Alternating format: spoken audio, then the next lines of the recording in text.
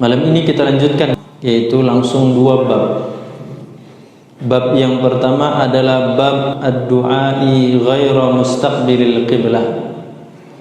Bab yang pertama adalah bab berdoa tanpa atau tidak menghadap ke kiblat. Sementara bab berikutnya kebalikannya, yaitu bab du'ai mustaqbilil qiblati, bab berdoa menghadap ke arah kiblat. Sengaja kita bahas langsung dua bab atau dua hadis supaya sekaligus mendudukkan dua hal ini. Bab yang pertama dengan bab yang kedua seakan-akan bertentangan. Yang satu berdoa tanpa menghadap ke arah kiblat, kemudian yang kedua berdoa tetapi menghadap ke arah kiblat. Bab hadis yang pertama, hadis yang diriwayatkan dari sahabat Anas bin Malik radhiyallahu anhu.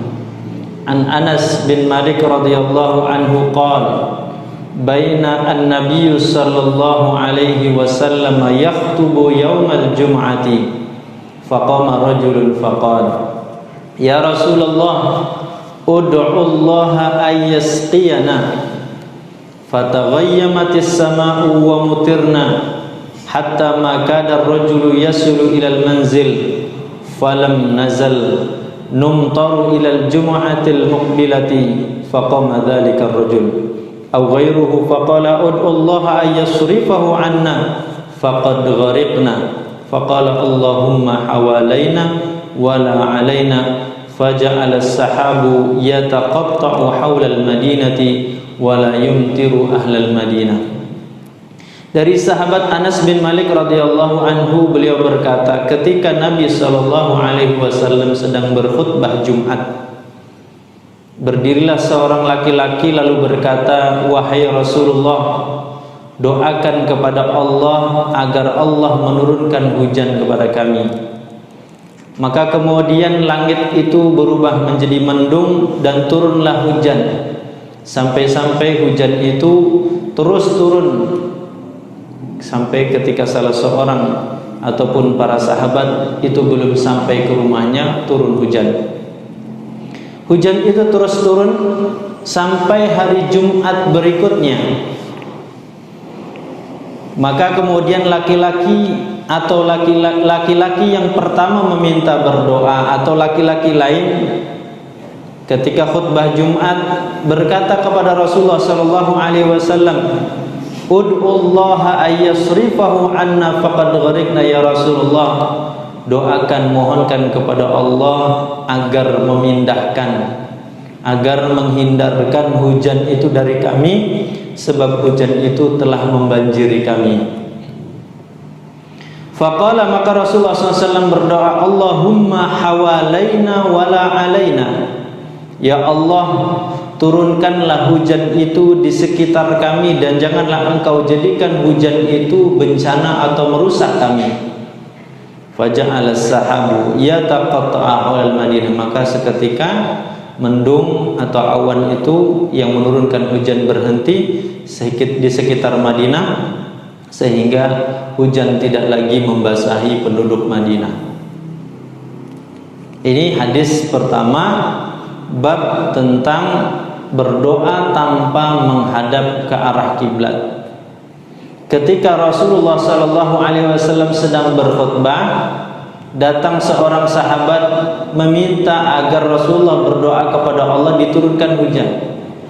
Pertemuan yang lalu kita sampaikan bahwa berdoa meminta diturunkan hujan itu disebut dengan doa istisqa, meminta turun hujan. Pada dasarnya ketika berkhutbah seorang khatib sebagaimana yang diajarkan oleh Rasulullah sallallahu alaihi wasallam, ketika berdoa tidak mengangkat tangan. Tetapi yang diajarkan oleh Rasulullah SAW adalah dengan hanya mengangkat, memberikan isyarat telunjuk saja. Tetapi ketika Rasulullah SAW dalam khutbah, dalam berdoa, diminta untuk memohon kepada Allah agar Allah menurunkan hujan, artinya berdoa dengan doa istisqa, maka Rasulullah SAW mengangkat kedua tangan. Pada saat Rasulullah Shallallahu Alaihi Wasallam berdoa kemudian mengangkat tangan di dalam hadis ini, Rasulullah Shallallahu Alaihi Wasallam posisi keadaan dan kondisinya Rasulullah menghadap kepada jamaah, menghadap kepada para sahabat. Berarti arah kiblat itu dibelakangi oleh Rasulullah Shallallahu Alaihi Wasallam karena Rasulullah menghadap kepada jamaah, menghadap kepada para sahabat. Makanya bab hadis ini disebut babud du'ai ghaira mustaqbilil kiblat, bab berdoa tanpa menghadap ke arah kiblat, membelakangi kiblat. Ketika Rasulullah SAW khutbah Jumat diminta berdoa agar Rasulullah memohon kepada Allah menurunkan hujan atau doa istisqa, Rasulullah menghadap kepada jamaah. Kurang lebih posisinya seperti kita saat ini. Ketika seumpamanya kita yang di depan berdoa kemudian menghadap ke jamaah, menghadap kepada yang hadir, berarti posisi kiblat di belakang. Itu pernah terjadi, pernah dilakukan oleh Rasulullah Sallallahu Alaihi Wasallam. Tetapi ternyata di bab berikutnya berlawanan. Apa babnya? Babud du'ai mustaqbilal qiblati, bab berdoa menghadap ke arah kiblat. Apa hadisnya? Hadisnya diriwayatkan dari sahabat Abdullah bin Zaid. An Abdullah bin Zaid qala kharaja Rasulullah sallallahu alaihi wasallam ila hadzal musalla yastasqi fada'a wastasqa thumma istaqbala al-qiblata wa qallaba rida'a. Dari Abdullah bin Zaid, ia berkata, Rasulullah Shallallahu Alaihi Wasallam suatu ketika keluar menuju musola, tempat sholat. Yastasqi, kemudian Rasulullah Shallallahu Alaihi Wasallam berdoa kepada Allah. Yastasqi itu berdoa istisqa. Fada'a wastasqa. Rasulullah lalu berdoa meminta agar Allah menurunkan hujan. Tsumma istaqbalal qiblata. Kemudian Rasulullah posisinya menghadap kepada kiblat. Wa qallaba rida'ahu, kemudian Rasulullah SAW membalikkan selendangnya. Berarti di bab ini, bab kedua ini, hadis dari sahabat Abdullah bin Zaid tadi menunjukkan bahwa Rasulullah ketika berdoa, doa istisqa, posisi Rasulullah SAW adalah mustaqbilal qiblah, menghadap ke arah kiblat. Bapak Ibu hadirin hadirat rahmati Allah Subhanahu wa taala. Sepintas, sekilas antara dua hadis dan dua bab ini adalah berlawanan atau bertentangan. Apalagi kedua hadis ini sama-sama ada di dalam kitab Sahih Bukhari. Berarti kalau ada di dalam kitab Sahih Bukhari, berarti hadis ini kedua-duanya sahih.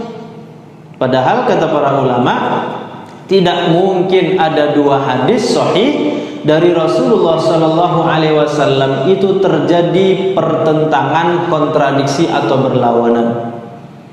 Maka ketika terjadi demikian, ada dua hadis dari Rasulullah Sallallahu Alaihi Wasallam, yang satu Rasulullah melakukan A, tetapi yang lain Rasulullah melakukan kebalikannya. Apakah ini dikatakan bertentangan atau berlawanan? Maka oleh para ulama dicarikan solusinya. Apa solusinya? Para ulama melakukan al-jam'u. Langkah pertama, cara pertama yang dilakukan oleh para ulama adalah menggabungkan, mencari titik temu. Menggabungkan atau mencari titik temu.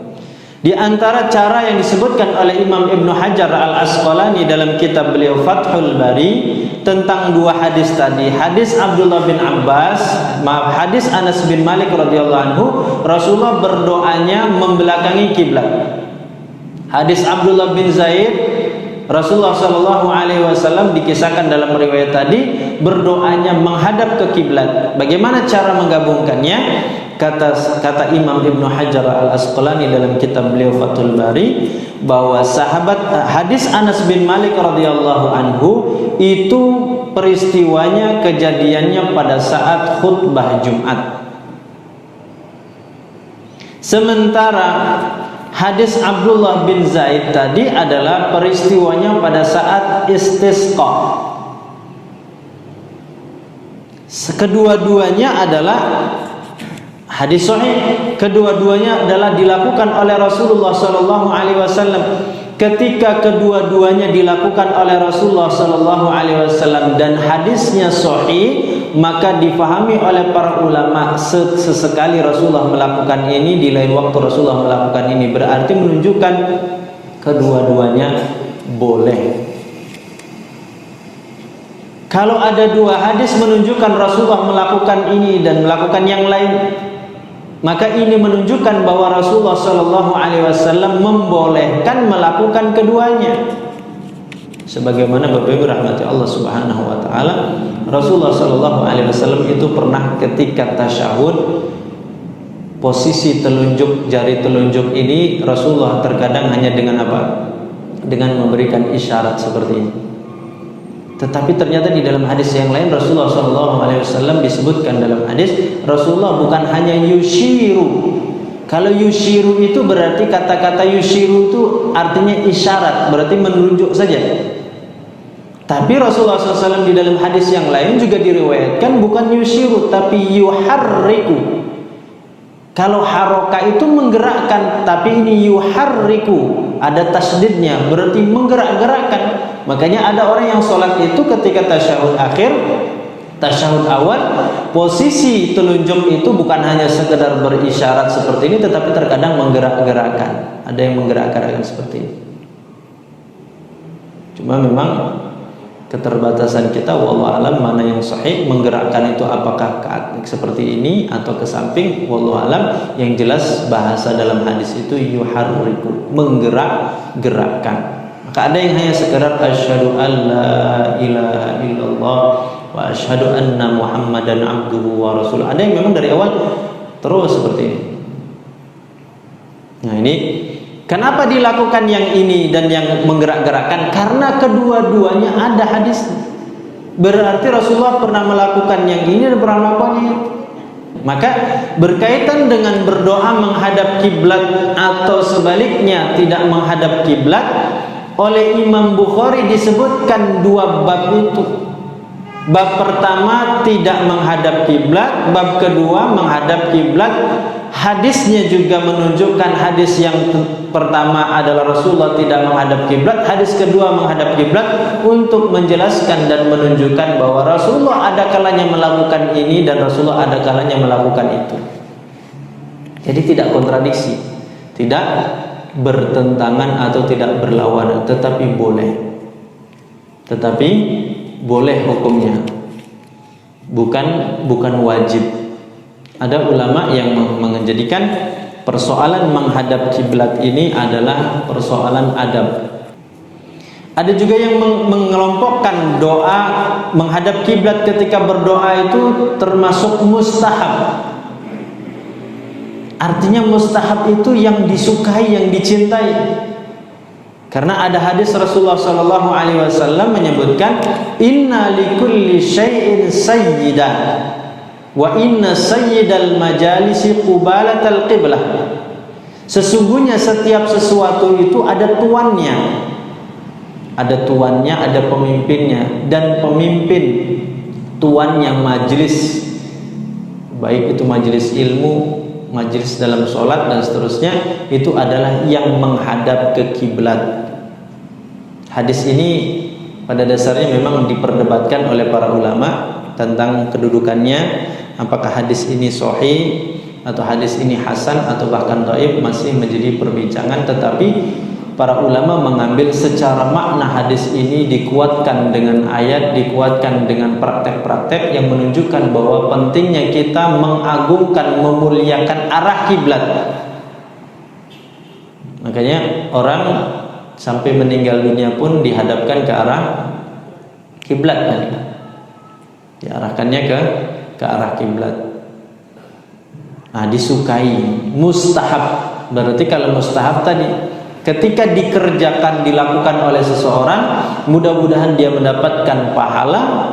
Kalau tidak dikerjakan, maka dia tidak mendapatkan dosa.